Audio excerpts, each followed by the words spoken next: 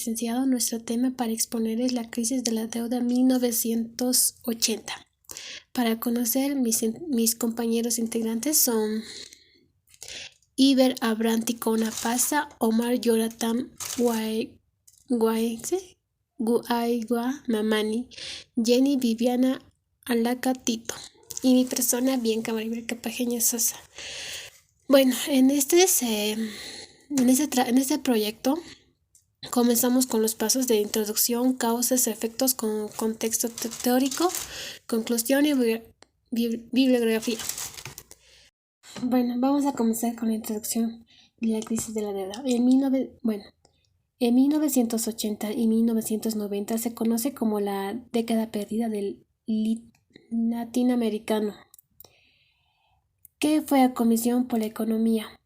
Para la América Latina, para descubrir la profundidad de crisis ocurrida en la región, los hechos más saltantes son de la década fueron de la crisis de la deuda, que estalló en 1982, y los posteriormente programados heterodoxos aparecidos en varios países de la región, que sin duda profundamente profundizaron la crisis de la deuda.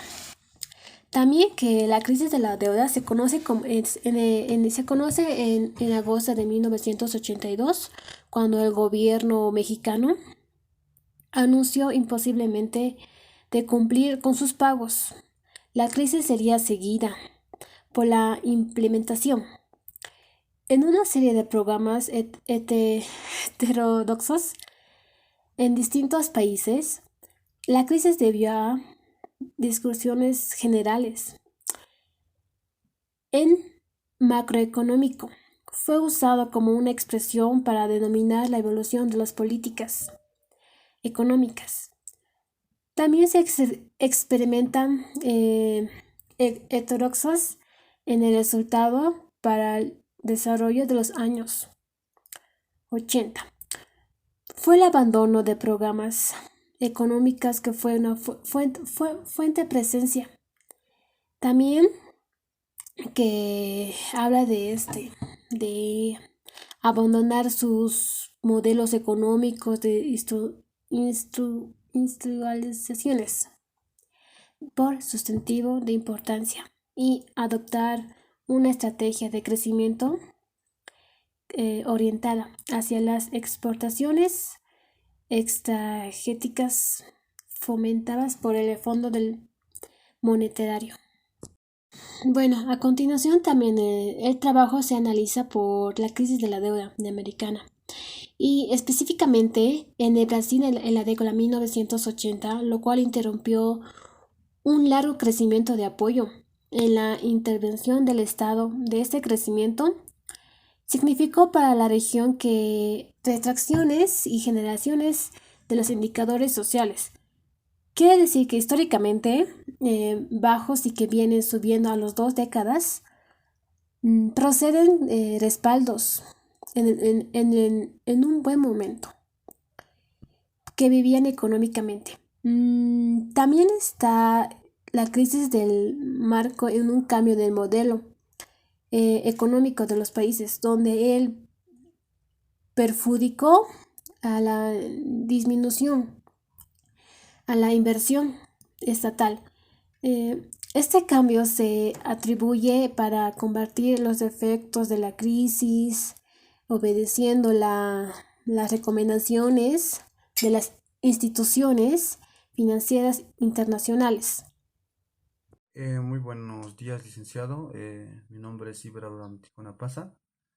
Bueno, en cuanto al tema de la crisis de la deuda de 1980, eh, voy a explicar un poco, ¿no?, lo que es de los efectos y las causas, ¿no?, de esta crisis en ese año.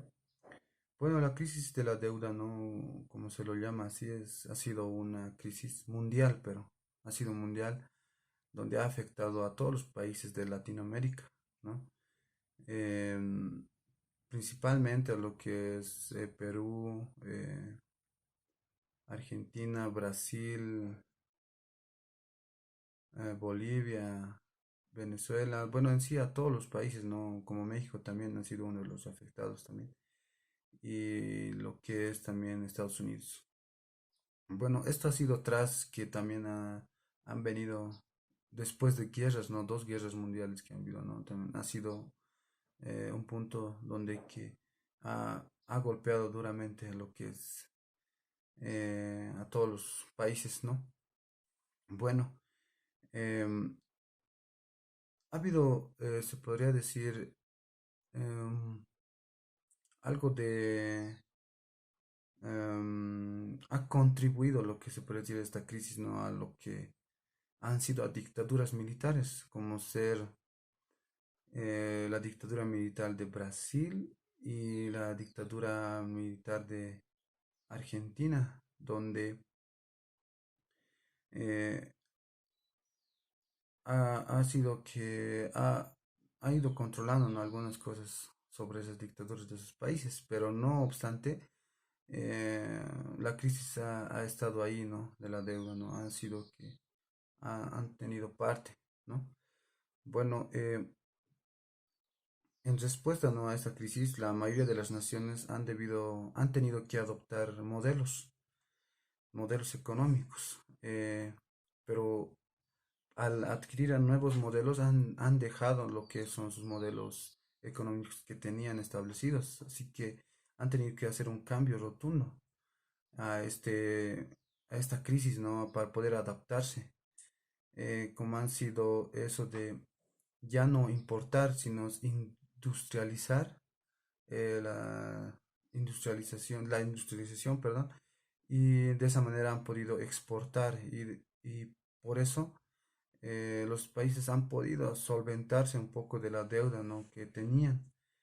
Em, pero a causa de qué ha sido eso, ha sido de que han tenido que utilizar el Fondo Monetario Internacional, ¿no?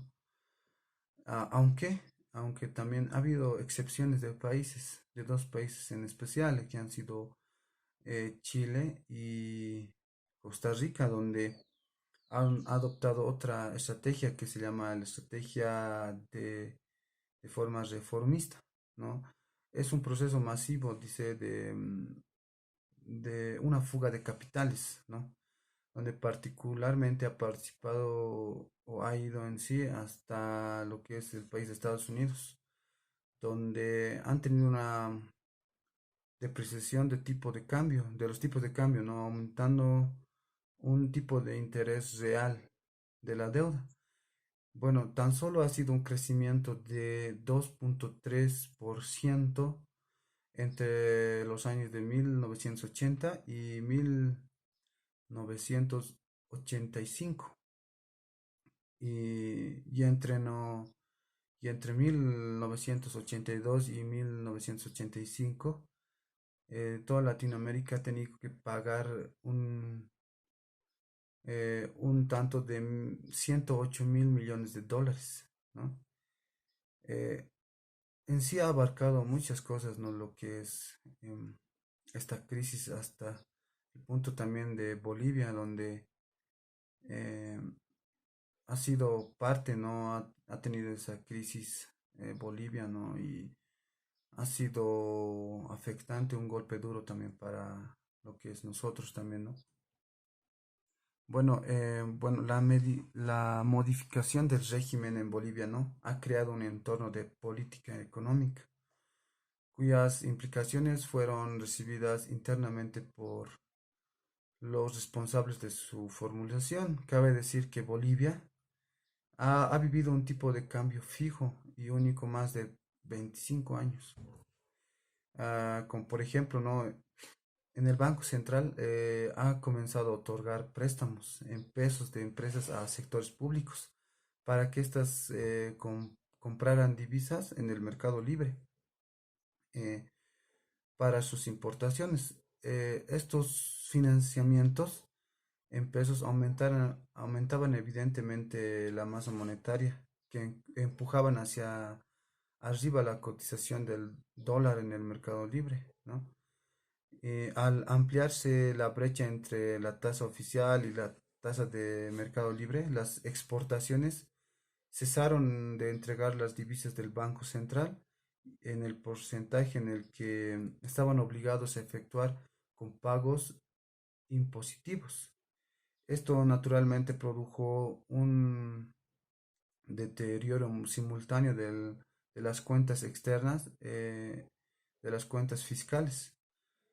Eh, la diferencia cambiaba en la creciente, creo, expectativas de inflación, ¿no?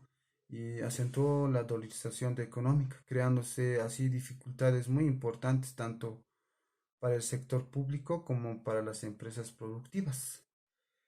Bueno, en sí, el régimen de este tipo de cambio dual ha coincidido en los gobiernos militares de los generales de Torrelio y Vildoso. Em, bueno, este tipo de incrementos ha sido pues en los años de 1982, del mes de febrero y octubre, ¿no? Em, los precios al consumidor aumentó pues el 2,6 veces, ¿no? Bueno, en sí, en resumen, ¿no? Bolivia ha sido un poco un golpe duro, ¿no? Para ese tipo de crisis mundial. Creo que también esto ha abarcado, ¿no? Hasta el año 1000, hasta el 2019, ¿no? Ha sido, sigue con esa crisis. Aún estamos, yo creo, ¿no? Con ese tipo de crisis, pero ya no como antes, que ha sido un golpe duro que nos estaba afectando, sino que ahora ya nos ha frenado un poco, pero hemos ido, hemos ido solventando, ¿no? Con ese nuevo modelo económico sociocomunitario, ¿no? Que hemos planteado también. Bueno, licenciado, es lo que puedo compartir un poco sobre sobre estas causas y efectos que han tenido Bolivia, y también toda Latinoamérica, ¿no? Bueno, voy a dar paso también a mis otros compañeros para que puedan complementar sobre esta exposición de la crisis. Buen día, licenciado, buen día, compañeros. Soy la estudiante Jenny Viviana Lacatito, en la que voy a dar a conocer una parte del resumen, ¿no? Que es la gran deuda de 1980, ¿no? Bueno, en esta crisis estuvieron afectados los países latinoamericanos como ser México, Argentina, Brasil, Perú y Venezuela, ¿ya? Esto también da a conocer como la peor crisis desde la Gran Depresión, ¿ya? Esto, básicamente esta crisis se gestó a partir de los años 70, ¿ya? Que tuvo como consecuencia tres factores. Un factor se puede decir que es el exceso de ahorro de los países exportadores. El dos es unos bajos intereses reales. El tercero es una expectativa de que Latinoamérica continuaría creciendo, ¿no? Pero cosa que fue, básicamente el tercer punto sería confianza. Confianza porque dijo que bastantes décadas iba a ir creciendo, mientras vaya pasando décadas va a ir creciendo Latinoamérica, cosa que no fue así, ¿no? Entonces, más como le digo, básicamente es la confianza que ellos han tenido un descuido, ¿no? Entre los años de 1970 hasta 1978, la deuda aumentó el 24%, ¿ya? Durante los siguientes 3 años incrementó el triple de los 24%, o sea que bastante, ¿no? Pero ¿dónde ya se dieron cuenta que ya basta, ¿no?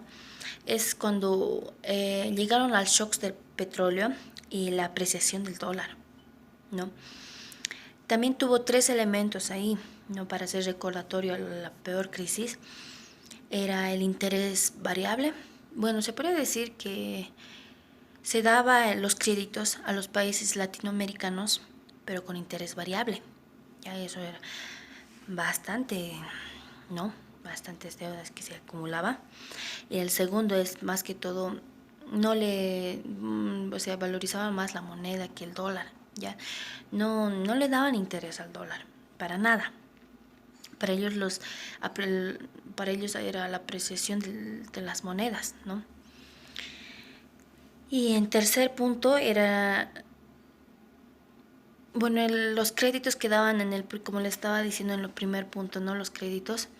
Esos créditos, como tercer punto, lo exponían a bancos internacionales, ¿ya? Y eso era el que más...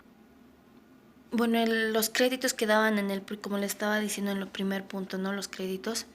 Esos créditos, como tercer punto, lo exponían a bancos internacionales, ¿ya? Y eso era el que más, o sea, ha destruido, o sea, que más, se podría decir, ha abarrancado la deuda, ¿no? O sea, lo ha llevado a la quiebra, ¿ya? Pero ¿cómo esto se cierra? ¿Cómo se soluciona, no? A partir de 1987, después de 7 años, desde 1980, trataron de restablecer, ¿no? Pero lo que sí les funcionó es el Plan Brady, ¿no? En la que consistía la emisión de los bonos, ¿ya? Y sobre los acreedores, etcétera, ¿no? Ahí es donde deciden cerrarlo con ese plan, ejecutar ese plan y sobreseguir adelante, ¿no? Porque ya era demasiado, más que todo la soberanía estaba en deuda. Casi el 80% de la soberanía estaba en deuda, ¿no? Entonces, de acuerdo a eso, fueron incrementando y a partir de ahí los países ya incrementaron intereses, o sea, recién se pudo restablecer, ¿no? Porque como dicen, ¿no? La economía, si, si realmente quiebra, tarda años en recuperarse o restablecerse. Y así ocurrió en 1980. Bueno, se puede decir a partir de los años 70, ¿no? Eso es todo. Gracias. Muy buenos días, licenciado. Mi nombre es Omar Jonathan Huaygo Mamani y le voy a explicar un poco sobre la superinflación en Bolivia. La seria crisis económica en la que se halló inmersa la sociedad boliviana se traduce sin duda a la exacerbación de una variedad de tensiones económicas, sociales y financieras. Las dificultades económicas y financieras empezaron a hacerse evidentes durante la segunda mitad del año 1977, al percibirse el progresivo debilitamiento de la economía nacional que posteriormente se agravaron entre 1980 y 1981 por la deficiente administración del aparato estatal y constante deterioro del sistema productivo. La convergencia de estos factores instalaron en el escenario económico nacional una fuerte tendencia a la inestabilidad y estancamiento de la producción, al incremento sostenido de la desocupación, al desequilibrio monetario y financiero, a la alza del costo de vida y a la consecuente recomposición de la estructura social y poder de la sociedad. Como características principales de la desintegración financiera, podemos tener la presencia de precios controlados perturba el análisis de las tasas de inflación. Es así que se puede concluir que un determinado mes fue de una alta inflación, siendo así que lo único que ocurrió fue reconocer abiertamente mediante la corrección una situación de inflación reprimida acumulada desde meses anteriores e imputable ante ellos. Como indicador alternativo de inflación, se ha empleado las variaciones del tipo de cambio de mercado paralelo a medida que la inflación se aceleraba al indicador por excelencia de inflación para el público, tanto cuando miraba hacia atrás como para la formación de expectativas de inflación futura. El incremento en el tipo de cambio de mercado paralelo. La hiperinflación tuvo una causa esencialmente fiscal, pero su manifestación más visible fue monetaria. Más precisamente fue el financiamiento con emisión monetaria de elevado déficit fiscales el que causó la alta inflación y la hiperinflación en Bolivia. Vale la pena comentar algunos aspectos salientes. Los precios aumentaron más de 650 veces en los 18 meses de hiperinflación, mientras que la base monetaria aumentó menos rápidamente 350 veces. En el mes de más alta inflación, el stock real de dinero tenía solamente un 23% de su valor al iniciarse la hiperinflación.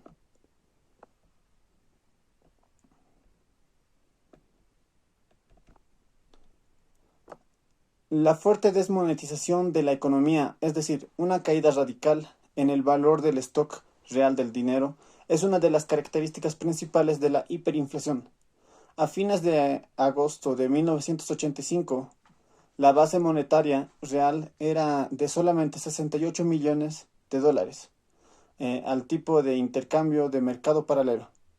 En 1984 constituyó solamente un 3.8% del Producto Interno Bruto nominal y en los 3 primeros trimestres de 1985 significó 2.8%. Si nos abarcamos más en el inicio de la hiperinflación boliviana, la hiperinflación no aparece súbitamente, más bien es la culminación de un proceso que comienza con altas tasas de inflación. Una vez que la economía se encuentra en su sendero inflacionario, el crecimiento de los precios adquiere su propia dinámica, por la interacción simultánea de 3 factores: la expansión monetaria para financiar los altos déficits fiscales y cuasi fiscales, la huida que hace el público del dinero nacional y la caída en el valor real de los ingresos del sector público por el efecto denominado Olivera-Tanzi, que fuera muy fuerte en Bolivia. A partir de 1981, cuando se le cerraron las fuentes externas de crédito a Bolivia, los déficits del sector público se financiaron crecientemente y principalmente en créditos del Banco Central de Bolivia. Es decir, con expansión de la base monetaria, el gobierno, no pudiendo bajar significativamente los gastos reales, se vio obligado a financiarlos con mayor expansión de dinero. El financiamiento con base monetaria de los déficits interactuaba con la demanda de dinero por el público. Al demandar la oferta de base monetaria, los precios también subían, y con esa subida se incrementaban las expectativas de inflación futura, reduciéndose la demanda por dinero. Por lo tanto, el gobierno tenía que aumentar el ritmo de expansión de la base monetaria para financiar un mismo déficit fiscal. El financiamiento monetario en términos reales aumentaba al principio, cuando la inflación era todavía baja, pero a medida que la tasa de crecimiento de dinero aumentaba y afectaba las expectativas de inflación, la demanda de dinero por el público se reducía, lo que a su vez terminaba por reducir el señoraje. El señoraje estaba en equilibrio cuando las expectativas de inflación coincidían con la inflación observada y ya no se podía producir cambios en la demanda de dinero por el público. Este señoraje en términos anuales podía alcanzar un máximo entre 10% y 12% del Producto Interno Bruto. La inflación correspondiente de este señoraje entre 10 y 12% era de 3 dígitos, alrededor de 300%. Inflación alta, por cierto, pero no hiperinflación. ¿Cómo se desencadena entonces la hiperinflación? Resulta del intento del gobierno de obtener un señoraje superior al 12%. Si hay desfases en las expectativas de inflación con relación a la inflación observada, o si el público no puede ajustar inmediatamente sus saldos monetarios con relación a los saldos monetarios deseados, por ejemplo, por los desabastecimientos causados por los controles de precios, el gobierno puede obtener transitoriamente señorajes mayores al 12%. De hecho, el déficit llegó hasta el 21.5% al terminar la hiperinflación, seguidos al poco tiempo por caídas en el stock real del dinero. Es decir, los precios aumentaban más rápidamente que la tasa de crecimiento de la base monetaria después de un corto periodo. Dinero y precios entraron en una trayectoria muy inestable. Para obtener mayor señoreaje, el gobierno tenía que emitir más, lo que hacía aumentar aún más rápidamente los precios, lo que a su vez conducía a la necesidad de una mayor emisión. Se entró en un círculo vicioso. Durante nuestra hiperinflación, los aumentos en la emisión de dinero, más que continuos, fueron en saltos discretos. los que causaban desfases entre desfases entre la inflación esperada y la inflación observada, desfases entre la cantidad real de dinero y la cantidad real de dinero deseada. Además, fue intrínseca a la hiperinflación la inestabilidad de demanda por dinero.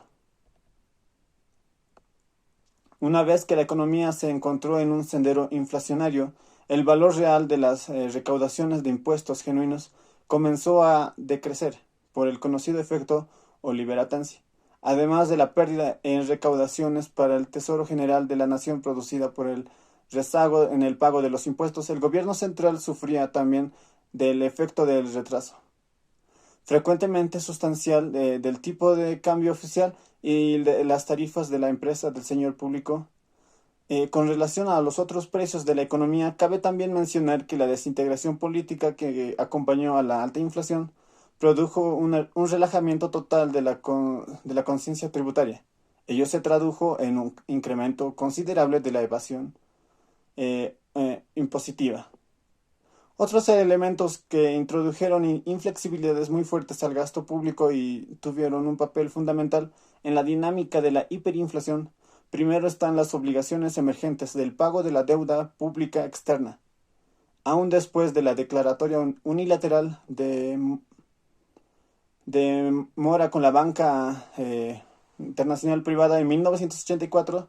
Segundo, está la resistencia salarial, que impedía que los salarios cayeran en términos reales de más de 20%. En algunos momentos, el militantismo laboral y la debilidad política del gobierno condujeron a incrementos nominales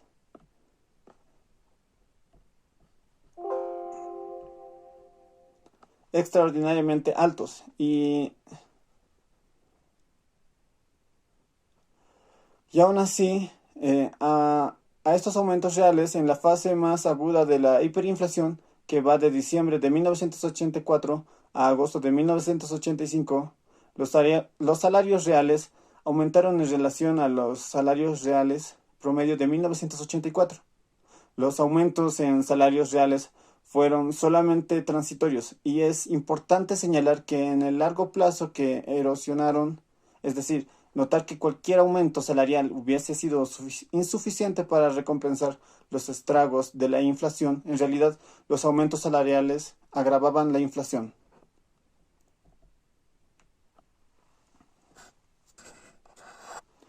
Licenciado, esa sería mi participación de mi parte en el trabajo. Muchas gracias. Bueno, en la conclusión de la crisis de la deuda sería que hubo consecuencias y que de las crisis económicas son siempre negativos a ser siguientes despreciados, con contradicciones o depresión, dependiendo de la gravedad de la crisis de la deuda. También se puede entender que a sumergir en el hondo, luego de años de las décadas de dos a partir, está su estabilidad.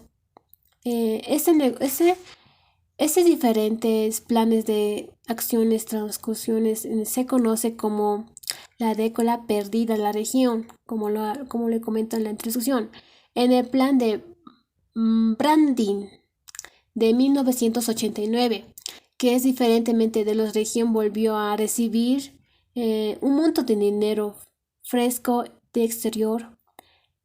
Y en 1980, a una base del libre mercado, que también hacían aperturas hacia externas, internas, y eso.